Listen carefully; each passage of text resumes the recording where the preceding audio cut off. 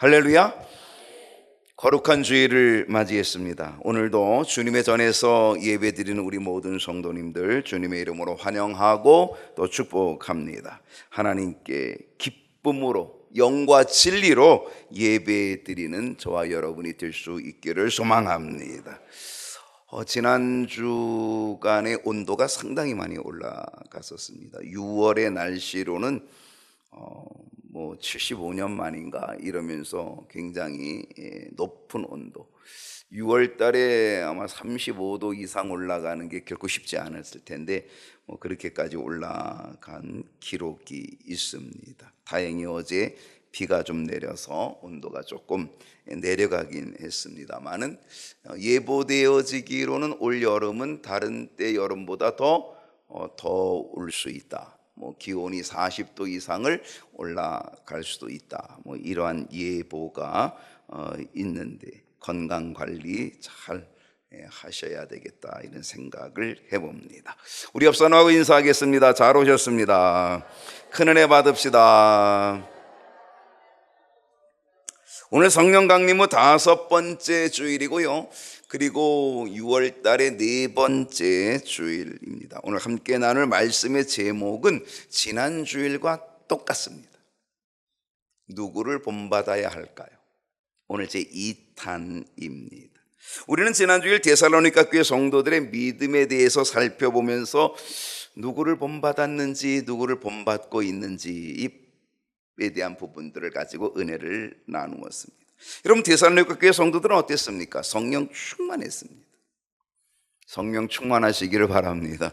성령 충만했습니다. 그래서 기쁨으로 말씀을 받았고요, 그 말씀을 따라서 바울을 배웠습니다. 바울의 일행을 배웠습니다. 바울과 함께는 영적인 지도자들을 그들은 끊임없이 흉내내고 또 배웠습니다. 그래서 그들은 믿음의 흉내를 내고 배우다가 결국 주님을 배우게 되고 주님을 본받는 자가 되는 그러한 은혜를 얻게 되었다라고 하는 것입니다. 믿음의 선배들을 흉내내고 따라하다가 그들은 높은 믿음의 수준으로 올라가게 되었고 주님을 본받는 자가 되었고, 그래서 마게도니아 그리고 아가야 지방의 성도들에게 본이 되는, 믿음의 흔적을 남기고 믿음의 틀을 만들어내는 본을 보이는 자들이 되었다라고 하는 이야기를 했습니다. 여러분, 몇 년 동안 신앙생활 하셨습니까? 하도 오랫동안 해서 몇 년 했는지 한참 계산해야 되십니까? 여러분, 몇 년 동안 신앙생활 하셨습니까? 몇 년 동안 교회 생활 하셨습니까? 그러면서 여러분 무엇을 흉내내셨고, 여러분 무엇을 따라 하셨습니까? 그리고 무엇을 배우려고 애쓰셨습니까? 우리가 수십 년 신앙생활하면서, 우리가 평생 신앙생활하면서 어떤 믿음의 흔적을 만들었는지, 어떤 믿음의 틀을 가지고 있는지 한번 여러분 깊이 생각해 보면 어떻겠습니까?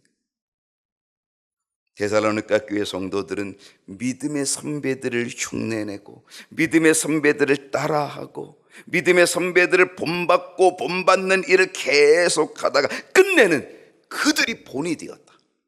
그들이 본이 되는 틀을 만들게 되었다. 미메타이, 마치 광대처럼 흉내내는 자, 미메타이, 본받는 자, 본받는 일을 하다가 결국은 그들은 본이 되는 티포스, 틀을 만들었다는 거죠. 믿음의 틀, 흔적의 틀을 만들었다는 거죠. 붕어빵 드셔보셨나요? 붕어빵 어떻게 만듭니까? 보셨죠? 붕어빵 만드는데 붕어빵 틀이 있습니다. 검정색으로 된 틀이 있습니다. 거기다가 10개 이렇게 반죽을 한 걸 가지고 이렇게 짜서 넣고는, 그 틀에다가 넣고는 거기다가 팥을 한 숟갈 집어넣습니다. 그리고 뚜껑을 덮습니다. 그리고는 돌립니다. 몇 번을 돌려요. 여러분, 이 붕어빵을 만드는데 1시간 걸립니까? 붕어빵을 만드는데 10시간 걸립니까? 붕어빵 만드는데 몇 분이면 붕어빵이 만들어집니다. 수십 년 동안 신앙생활했다면, 아니 평생을 신앙생활했다고 한다면, 여러분 오늘 우리의 믿음의 틀 속에 오늘 우리의 믿음의 붕어빵이 만들어져야 되는 건 아니냐는 거예요. 붕어빵도 몇 분이면 나오는데 오늘 우리는 어떤 믿음의 틀을 가지고 있습니까? 어떤 믿음의 흔적을 가지고 있습니까?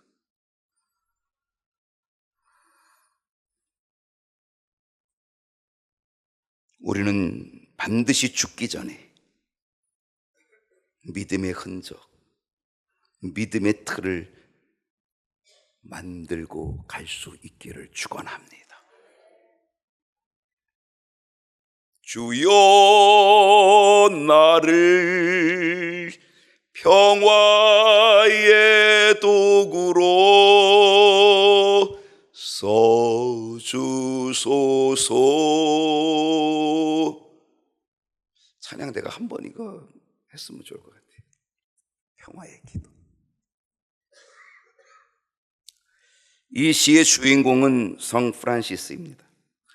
이 성 프란시스는 끊임없이 기도하는 기도의 제목이 있었습니다. 그 기도의 제목이 뭐였냐면, 주님, 내 몸에 주님의 흔적이 있기를 원합니다. 그의 기도의 제목입니다. 그는 끊임없이 기도합니다. 주님, 내 몸에 주님의 흔적이 있기를 원합니다. 그리고 그는 주님의 사랑을 배웁니다. 그리고 그 사랑을 실천합니다. 그리고 주님을 배우고 사랑을 실천하며 그의 모든 삶을 주님께 드리면서 주님을 배우고 주님을 닮기 원하고 주님의 흔적이 자신의 몸에 있기를 끊임없이 기도합니다. 그가 하나님의 부름을 받기 2년 전, 죽기 2년 전에 그의 몸에 주님의 십자가의 흔적이 생겨납니다. 그걸 일명 오상이라고 얘기합니다. 5가지 흔적. 양손에 주님의 못자국의 형상이 그려졌습니다. 양발에 주님의 못자국의 형상이 그려졌습니다. 그리고 그 허리에 주님의 찔린 창자국이 그 허리에 그려졌습니다. 그 흔적, 그 오상이 남겨졌다라고 하는 거죠. 성 프란시스는 평생을 주님을 닮고자 했습니다. 그리고 그가 죽기 2년 전 그의 몸에 주님의 흔적이 주어지고 주님의 흔적이 만들어지게 되었다는 것이죠. 갈라디아서 6장 17절을 보면요, 다 같이 읽어볼까요? 시작.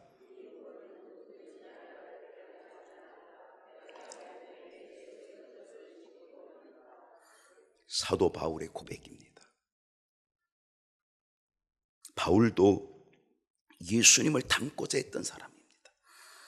예수님을 본받고자 했던 사람입니다. 예수님을 흉내내고자 했던 사람입니다. 예수님을 따라하고 따라했던 사람입니다. 흉내내고 또 흉내내고 배우고 또 배우고 닮고 또 닮고자 했던 이 사도 바울, 결국 이 사도 바울의 몸에 예수의 흔적이 있게 되었다.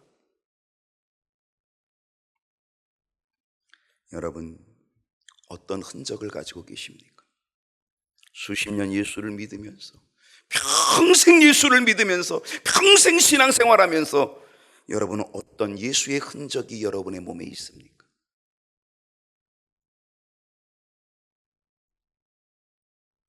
예수의 흔적을 우리도 남기기 위해서 우리도 바울처럼 예수님을 배우고 예수님을 따라하고 예수님을 흉내내는 일, 우리는 계속적으로 하면서 우리 몸에 주님의 흔적이 만들어지는, 믿음의 틀이 만들어지는 은혜가 있기를 축복합니다. 여러분, 누구를 본받아야 할까요? 우리가 일평생 본받아야 할 분은 예수님이십니다. 오늘 이 시간에 예수님을 배우고 흉내내고 따라함으로 예수님을 본받는 자가 되고, 결국 예수님의 본받음을 통하여서 틀이 만들어지는, 예수님을 본받는 틀, 믿음의 틀, 믿음의 흔적이 만들어지는, 그리고 그것을 다른 사람들에게 본이 되어서 영향을 줄 수 있는 그러한 은혜가 저와 여러분에게 있기를 축복합니다. 무엇을 본받으면 좋겠습니까? 예수님이 우리의 평생 본받을 뿐이라면 무엇을 본받으면 좋을까? 저는 겸손이라고 생각합니다. 주님의 겸손입니다. 예수님은 당신 자신을 이렇게 표현하셨습니다. 마태복음 11장 29절을 보니까 나는 마음이 온유하고 겸손하니. 주님은 당신 자신을 그렇게 표현했습니다. 나는 마음이 어떻다? 온유하고 겸손하니. 나의 멍에를 메고 내게 배우라. 그리하면 어떻게 되리라? 너의 마음이 쉼을 얻으리니. 예수님은 당신 자신을 가리켜 온유하고 겸손하다고 얘기합니다. 여러분, 이 온유함과 겸손은 사촌입니다. 가깝습니다. 온유한 자는 겸손합니다. 겸손한 자는 온유합니다. 이 온유와 겸손은 떨어지지 않고 가깝다라고 하는 거죠. 주님은 온유하시고 겸손하다는 거예요. 그래서 내게 배우라는 거예요. 그리고 그 온유함과 겸손함을 배우게 되면 너희가 어떤 결과를 초래한다? 쉼을 얻게 된다는 거예요.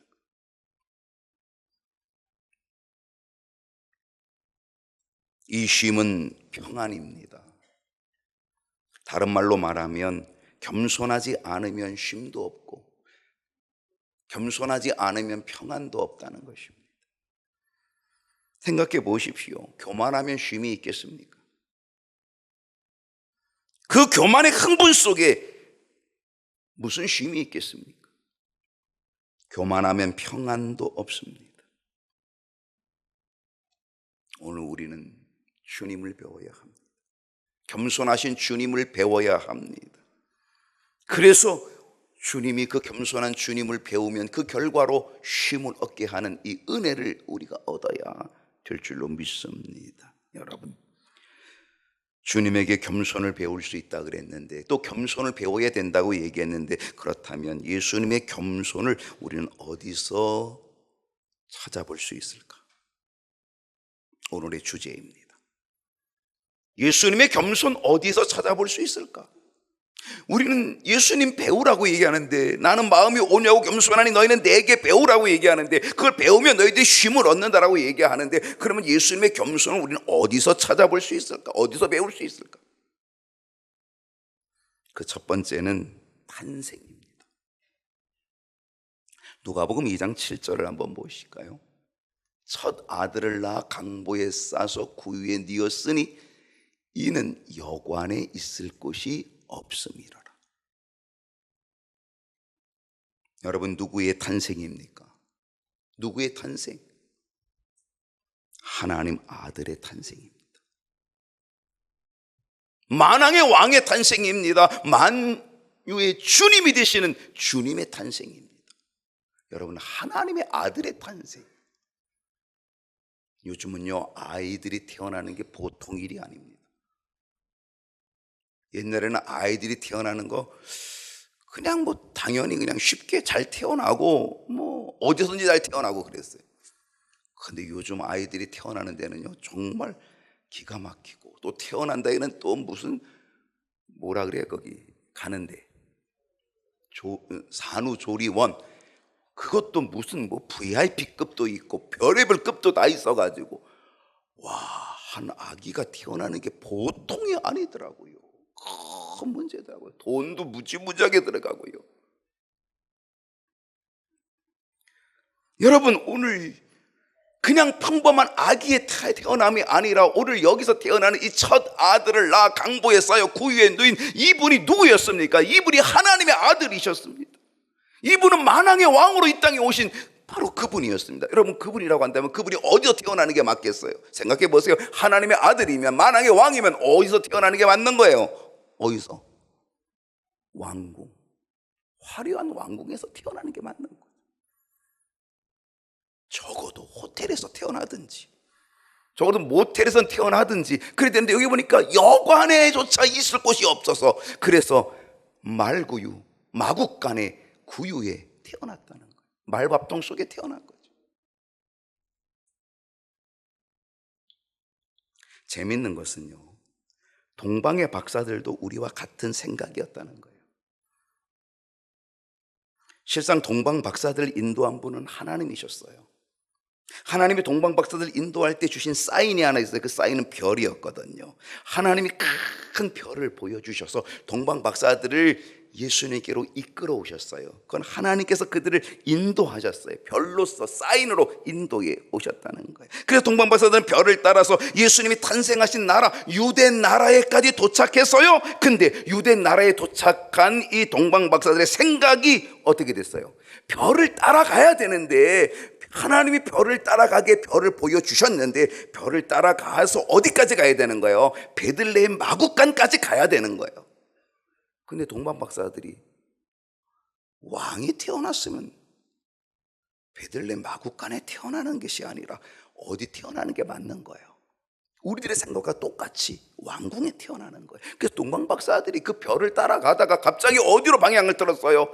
베들레헴으로 가는 게 아니라 마구간으로 가는 게 아니라 예루살렘으로 방향을 틀었다는 거예요. 그래가지고 헤롯 왕궁을 찾아가는 거예요. 헤롯 왕궁이 뒤집혔어요. 나 말고 누가 왕이 또 태어났어? 헤롯 왕궁이 뒤집히고 예루살렘 전체가 뒤집혔다니까요.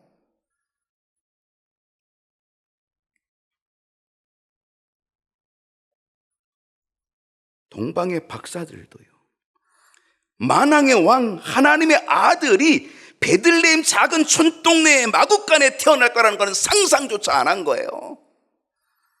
이것이 인간이 갖는 기본적인 교만함이라는 거죠.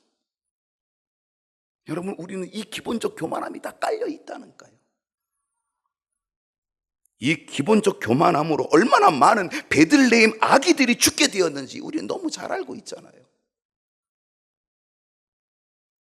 우리 주님은 이 인간의 기본적 교만한 생각을 다 깨부시고, 동방 박사들이 생각했던 그 기본적인 교만함의 생각을 다 깨버리시고, 우리 주님은, 만왕의 왕인 우리 주님이, 하나님의 아들이신 우리 주님이 태어나신 곳은요, 왕궁이 아니라, 예루살렘이 아니라 베들레헴 마구간이었다는 거예요.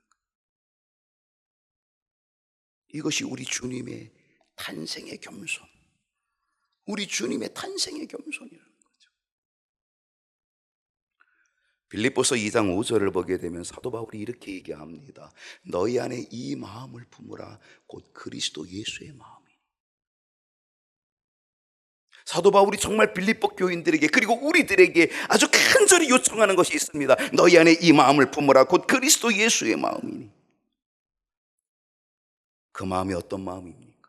이 마음이 어떤 마음입니까? 그게 그리스도 예수의 마음인데, 그 마음은 무슨 마음?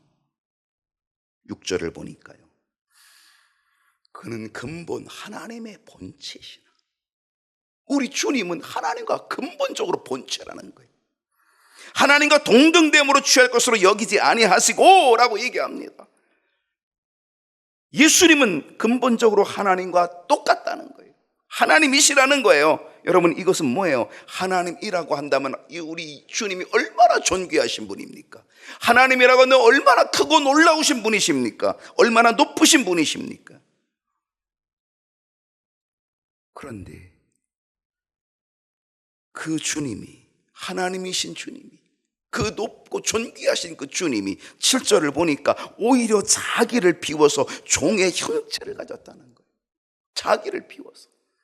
그래서 사람들과 같이 되셨다는 거죠.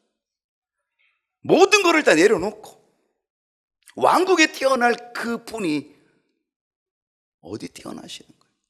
상상할 수 없는 베들레헴 촌동네 마구간 말구에 태어나신 거예요. 자기를 비워 종의 형체를 가지신 우리 주님, 하늘의 영광을 버리시고 이 땅에 사람의 자리로 내려오시는데 어디로? 베들레헴 촌동네로, 마구간으로. 이것이 바로 우리 주님의 탄생의 겸손이라는 거죠. 오늘 이 겸손이 저와 여러분에게도 배워야 될 겸손인 줄로 믿습니다. 예수님의 겸손을 어디서 찾아볼 수 있을까요? 세례입니다. 마태복음 3장 13절을 보게 되면 이때 예수께서 갈릴리로부터 요단강에 이르러 요한에게 세례를 받으러 가셨어요. 여러분 생각해 보세요. 세례를 받는 사람이 높아요? 세례를 주고 베푸는 사람이 높은 거예요? 일반적으로. 뭐 높고 낮은 걸 좀 따진다면 좀 이상하겠지만 아무튼 일반적으로 따진다면 세례를 받는 사람이 높아요? 세례를 베푸는 사람이 높아요? 세례를 주고 베푸는 사람이 높은 거죠. 예수님이 세례 요한에게 세례를 받으러 가셨습니다.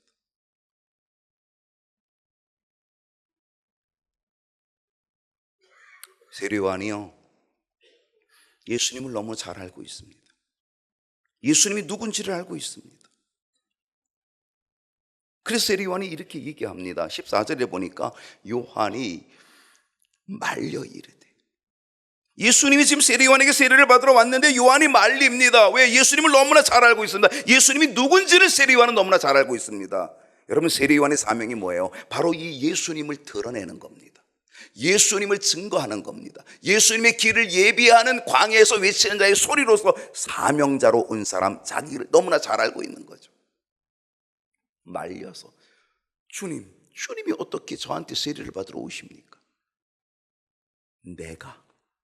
내가 당신에게 세례를 받아야지요. 이게 맞죠?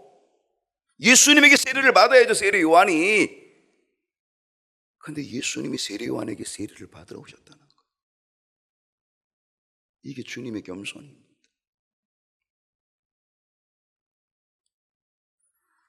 15절을 보게 되면 예수께서 대답하여 이르시되 이제 허락하라. 말리지 말고 허락해라. 우리가 이와 같이 하여 모든 의를 이루는 것이 합당하니라. 그래서 세례 요한이 허락하는지라, 허락했다는 거죠. 끝내 주님은 세례 요한에게 세례를 받으셨어요.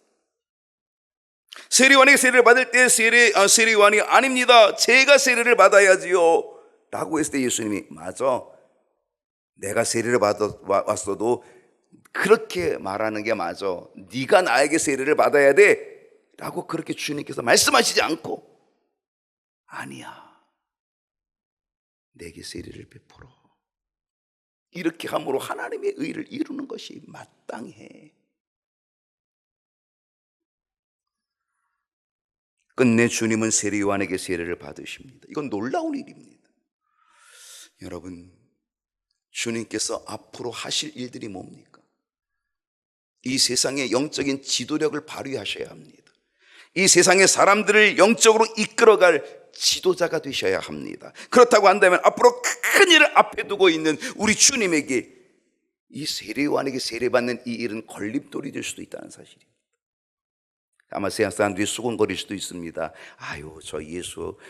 세례 요한에게 세례받았대, 세례 요한에게 세례받았대. 정말 주님이 하는 앞으로의 이 큰 하나님의 큰 구원의 사역에 얼마나 큰 걸림돌이 될 수 있겠냐 말이죠. 지도력에 문제가 생길 수 있습니다. 그러나 주님은 겸손의 길을 걸어가십니다. 세례 요한에게 세례받는 겸손의 길을 걸어가십니다. 빌립보서 2장 9절은 바울이 이렇게 얘기합니다. 이러므로, 우리 주님의 겸손, 그러므로 하나님이 그를 지극히 높여 모든 이름 위에 뛰어난 이름을 주신 줄로 믿습니다. 주님이 겸손하였다고 세상 사람들이 아이고 세례 요한에게 세례받은 아이고 찌질이 못나니 이렇게 얘기했습니까? 그의 지도력이 땅에 떨어졌습니까? 아니었다는 거죠. 오히려 하나님께서는 겸손한 우리 주님을 지극히 높여서 모든 이름 위에 뛰어난 이름을 주셨다는 것. 이 겸손을 배우십시다. 이 주님의 겸손을 흉내내십시다. 또 흉내내어 이 겸손의 틀을 만들어내어서 하나님께서 우리를 지극히 높여주시는 은혜를 우리도 얻을 수 있기를 축복합니다.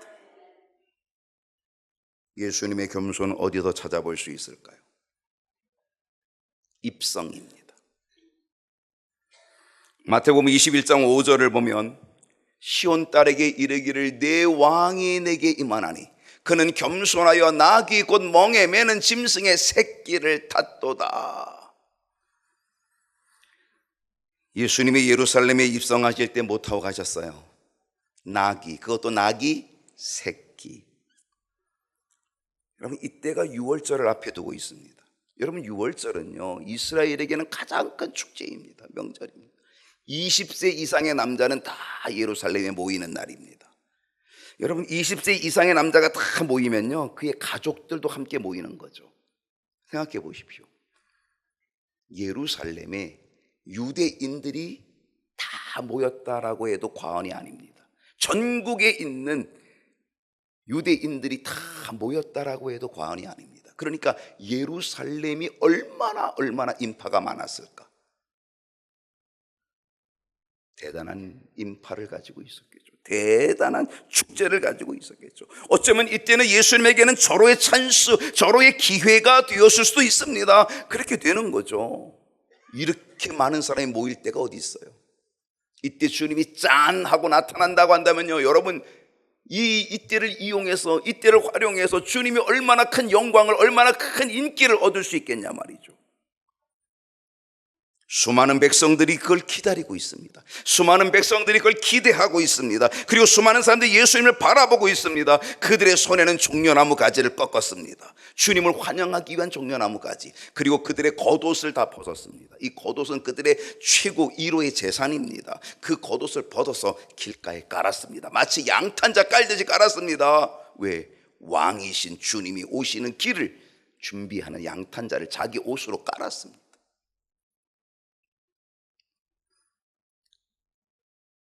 만왕의 왕이신 예수님을 맞이할 군중들 가득했습니다. 그러면서 그들이 뭐라고 소리쳤습니까?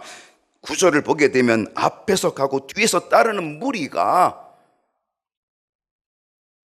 9절 말씀 보여주세요. 소리 높여 이르되 호산나 다윗의 자손이여 찬송하리로다. 호산나, 주여 우리를 구원하소서. 당신은 우리의 구원자이십니다. 당신은 만왕의 왕이십니다. 우리의 왕이십니다. 주의 이름으로 오시는 이여 가장 높은 데서 호산나, 주여 우리를 구원하소서. 온 성이 소동하고 온 백성이 예수님을 맞이하는데 난리가 났습니다. 여러분, 이 엄청난 축제에, 이 엄청난 행사에 예수님이 무엇을 타고 입성하셨습니까? 만약에 여러분이 예수님이라고 한다면 여러분은 이 멋진 행사에 온 백성이 기다리고 있고, 온 백성이 지금 종려나무까지 꺾고 있고, 자기들의 겉옷을 다 길에 펴서 지금 왕을 맞이하는 바로 이때에 여러분이 바로 그 예수님이라고 한다면 여러분은 뭐 타고 들어가시겠습니까? 아마 여러분은 벤츠 600을 타고 가셨을지 모릅니다. 아마 적어도 여러분은 G90을 타고 갔을지도 모르겠습니다. 오픈카로 되어 있는 벤츠 600. 짠! 한국 사람의 체면 문화, 여러분, 한국 사람의 체면 문화가 일반적으로 겸손의 길로 가기 쉽지 않다는 거예요.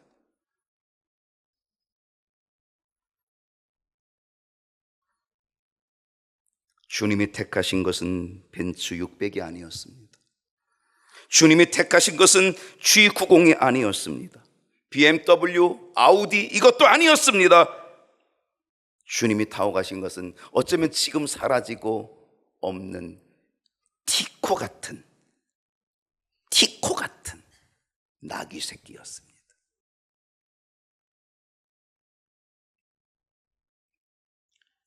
우리 주님이 보여주신 겸손은 명예의 겸손, 인기의 겸손과 함께 물질의 겸손까지 보여주신 줄로 믿습니다. 그거 주님의 겸손의 모범입니다.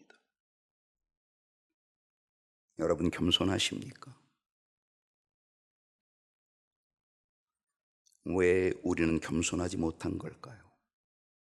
어떤 분이 이렇게 말할지 모릅니다. 목사님, 저는요 겸손은 잘 못할지 모르지만 적어도 전 교만하진 않아요. 이렇게 말할 수도 있을지 모릅니다.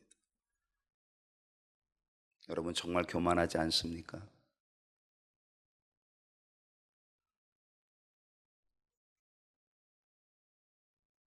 우리가 왜 겸손하지 못하냐면 우쭐됨이 있기 때문에 그렇습니다.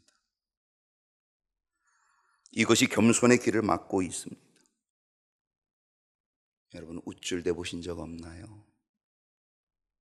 사람들은 그것을 교만이라고 생각하지 않고 있지만 그것이 바로 교만입니다. 그리고 그 우쭐댐 그 교만이 나로 하여금 겸손의 길을 가기 어렵게 만들고 있다는 사실입니다. 또 하나 있다면 그것은 무시함입니다. 내가 얼마나 우쭐대었는지 생각해 보십시오. 그리고 내가 얼마나 남을 무시했는지 생각해 보십시오. 남을 무시한 그것은 교만입니다.